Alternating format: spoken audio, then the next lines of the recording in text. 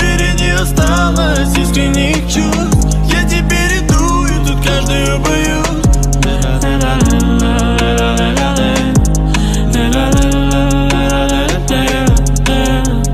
Это несчастье, тут все погасло. Это несчастье, несчастье, несчастье. Это несчастье, тут все погасло. Это несчастье, несчастье. Ты мне говоришь люблю, на это в голове много мыслей у меня. Что если тебе не даю? Я не даю то, что хочешь от меня. В мире только полости и грусть. Тебе важны мои деньги, бери мои деньги. Я тебя не люблю.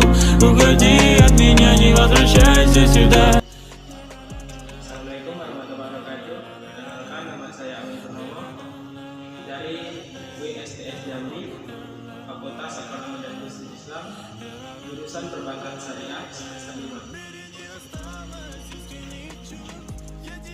Teman-teman, di Fakultas Ekonomi dan Bisnis Islam ini terdapat 4 jurusan. Yang pertama, Ekonomi Syariah, Manajemen Keuangan Syariah, Akuntansi Syariah, dan Perbankan Syariah. Alhamdulillah, semuanya sudah terakreditasi dengan baik. Syariah adalah jurusan yang sudah umum dijumpai sekarang ini. Namun sayangnya, masih banyak yang belum mengetahui dan belum memahami tentang studi program Perbankan Syariah ini. Perbankan Syariah itu sendiri merupakan sebuah sistem perbankan yang dimana pelaksananya atas dasar hukum syariah Islam.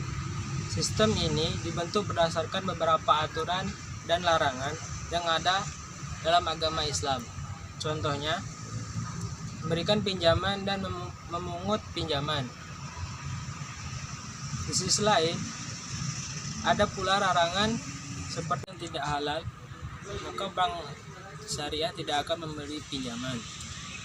Prinsip ini sudah ditetapkan sejak zaman dahulu dan baru muncul pada tahun 2000-an di Indonesia.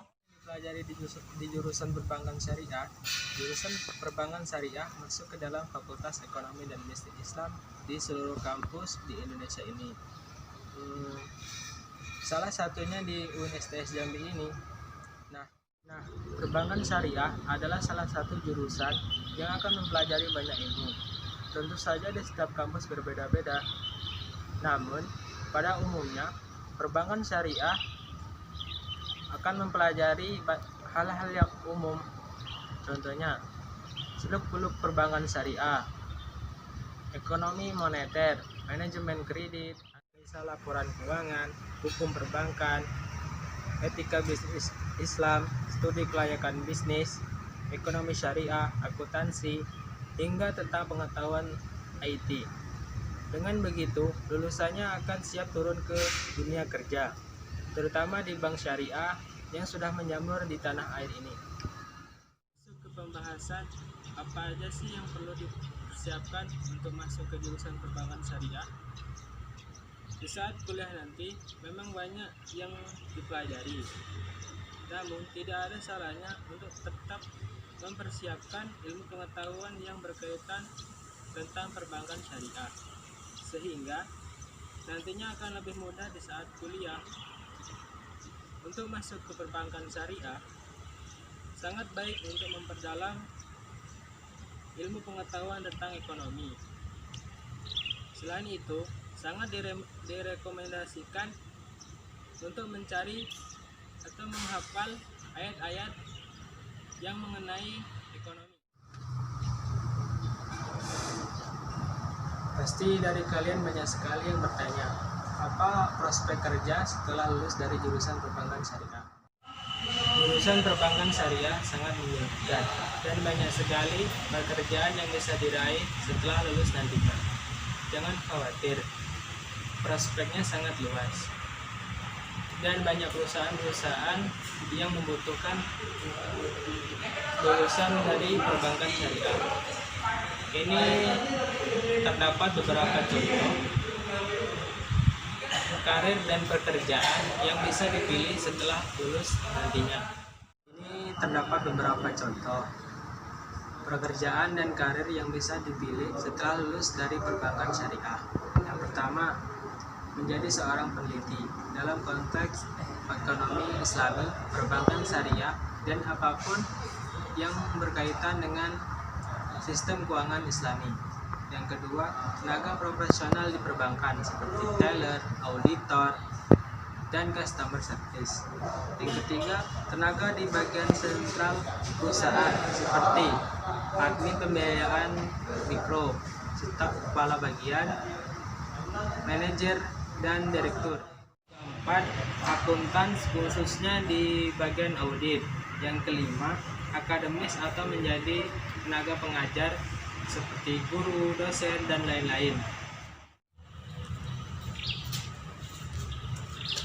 Nah, menarik bukan di jurusan perbankan syariah itu? Tentu dari definisi tadi, kalian sudah memahami bahwa perbankan syariah dan bank konvensional itu sangat berbeda. Perbedaannya itu pada bentuk usahanya. Fungsinya sama saja, yaitu mengelola dana dari nasabah atau masyarakat umum. Tetapi kedua bank tersebut memiliki sistem yang berbeda. Bank syariah, karena bunga tidak diberatkan dalam agama Islam, maka nasabah yang menyimpan uang pada bank syariah tidak mendapatkan bunga, melainkan mendapatkan bagi hasil, sehingga tidak ada besaran pasti berapa persen yang akan diterima nasabah. Sedangkan bank konvensional, pengelolaan dana pada bank konvensional yang menggunakan sistem bunga, persentasenya tetap. Artinya, walaupun bank mendapat keuntungan berlipat, presentasi bunga tidak berubah. Sedangkan bank konvensional, pengelolaan dana pada bank konvensional yang menggunakan sistem bunga, presentasinya tetap. Artinya, walaupun bank mendapat keuntungan berlipat, presentasi bunga tidak berubah. Selain itu, di jurusan perbankan syariah, kita juga bisa mengetahui akad-akad yang ada di perbankan syariah. Apa saja sih akad-akadnya? Yang pertama, ada akad mudharabah, musyarakah, ijarah, mudharabah, salam, istisna, wadiah, qard, kafala, imsalah, IMBT, wadiah yad amanah, dan wadiah yad damanah. Nah, pasti kalian penasaran kan bagaimana proses dari akad-akad tadi? Di sini saya akan menjelaskan salah satu akad dari beberapa akad tadi. Ijarah berasal dari kata bahasa Arab yang memiliki arti imbalan atau bekas orang. Sedangkan secara istilah, ijarah pada umumnya digunakan dalam perbankan syariah. Secara makna dan konteksnya dalam perbankan, ijarah adalah pemindahan hak guna atas suatu barang dengan pembayaran biaya sewa tanpa diikuti perpindahan kepemilikan atas barang tersebut.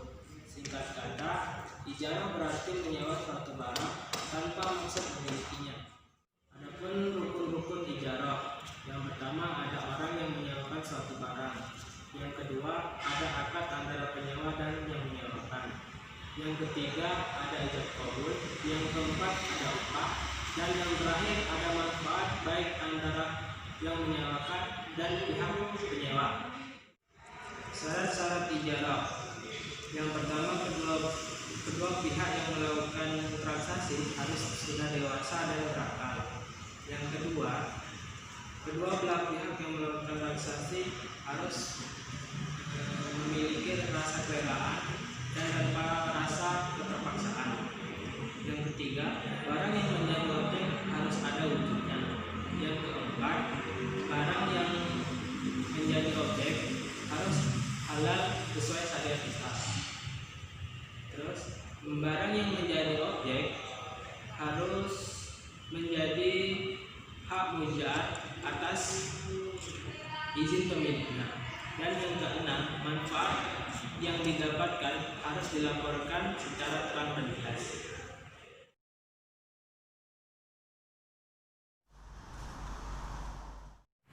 Assalamualaikum Pak. Silakan duduk.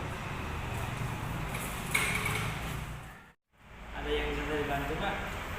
Jadi begini Pak, saya itu ada rencana untuk membuka semacam distro, itu untuk menjual baju, sepatu, dan perlengkapan kita yang lain-lain. Tapi saya di sini Pak memiliki ada satu kendala, yaitu kurangnya modal untuk menyewa sebuah ruko Pak.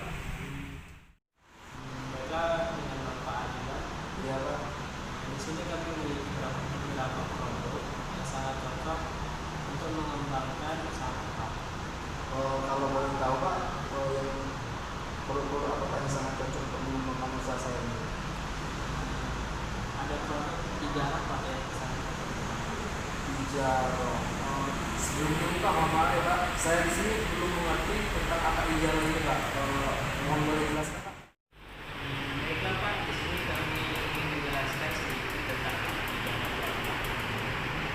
Akad ijarah itu ialah sebuah menyewa suatu barang atau jasa dalam waktu tertentu.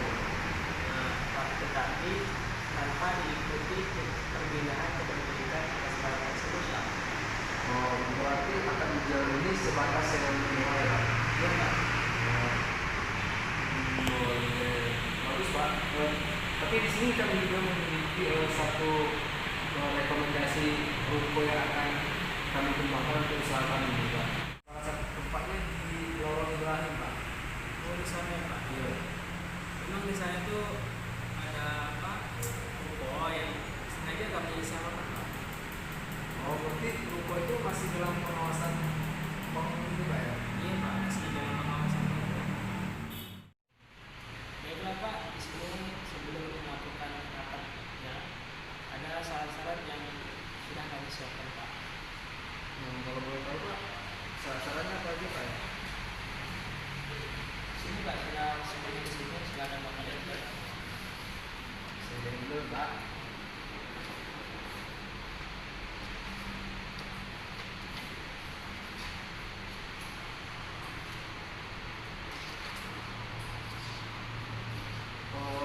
Di sini Pak, yang saya lihat di sini ada beberapa berkas yang tidak saya bawa Pak.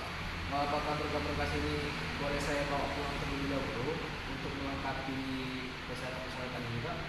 Oh bisa Pak, silakan Pak. Iya baik Pak, nanti setelah saya lengkapi saya kembali lagi ya Pak. Ya, Pak. Untuk lebih lanjut Pak, itu bagaimana ya Pak? Nanti kami hubungi kembali Pak. Berarti setelah saya Ini Pak, terima kasih. ini Pak, Pembahasannya. Oke, saya lihat.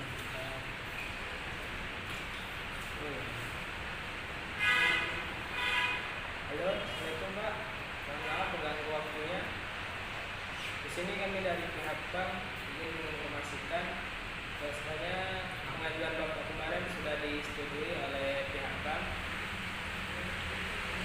Apakah Bapak bisa datang ke bank untuk informasi lebih lanjutnya?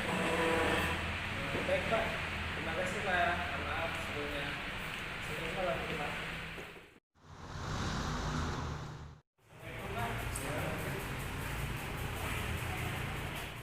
Ada yang bisa saya bantu Pak? iya Pak, di sini saya kemarin mendapat telepon dari pihak bank dengan panggilan sewa ruko Pak. Oi, kawan. Di sini ada meja, bos. Baiklah Pak, ini berkas-berkas dari surat tembak yang sudah disetujui oleh Bapak. Bapak bisa melihatnya terlebih dahulu. Iya Pak, saya lihat dulu Pak ya. Iya, Pak. Di sini Pak sudah ada harga sewanya punya Pak ya? Sudah semua Pak, sudah semua tertera di sini Pak. Iya.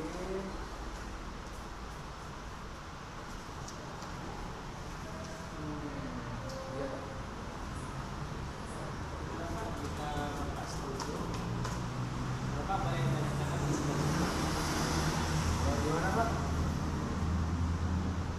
Di sini Pak ya? Iya, Pak.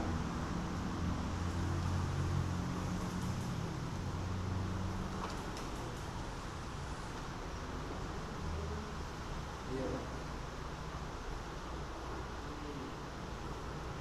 Iya Pak, sudah Pak. Terima kasih, Pak. Berarti ini nanti per tanggal 30 September ya, buku ini sudah bisa saya tempati Pak ya? Bisa, Pak. Terima kasih Pak ya. Terima kasih, Pak. Iya Pak.